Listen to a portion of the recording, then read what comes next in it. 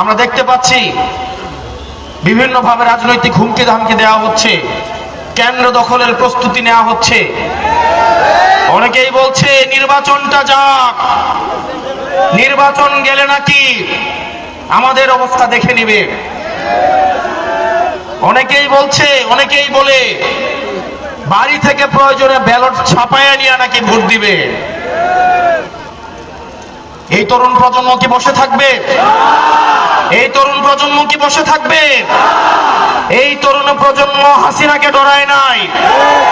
এই তরুণ প্রজন্ম হাসিনার এই যে কামাল পেট্রোলকে 2 টাকার দাম দেয় নাই।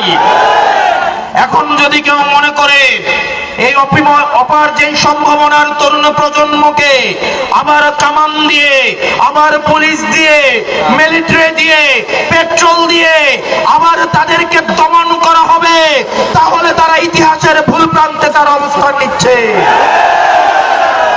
আগামী 12 তারিখে আপনারা যারা আছেন প্রত্যেকেই ভোট কেন্দ্রগুলোতে গিয়ে ফজর নামাজ পড়বেন।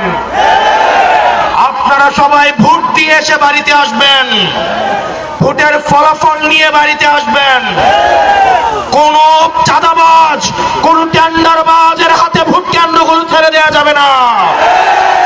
আমার মায়েরা যারা আছেন সকাল বেলায় আপনারা ভোট কেন্দ্র চলে যাবেন। আপনাদেরকে যারা ভয় দেখাতে আসে তারা মূলত ভয় পেয়ে গেছে, এই কারণেই আপনাদেরকে ভয় দেখাতে আসে। আমরা আমাদের মায়েদেরকে নিয়ে এই ভোট কেন্দ্রগুলোকে পাহারা দিব। আমাদের ভোট এবার আমরা অবশ্যই দিব। কেউ যদি আমাদের বিরুদ্ধে ভোট দিতে চায় সে যেন নিরাপদে ভোটটা দিতে পারে, সেইটার ব্যবস্থা আমরা করব।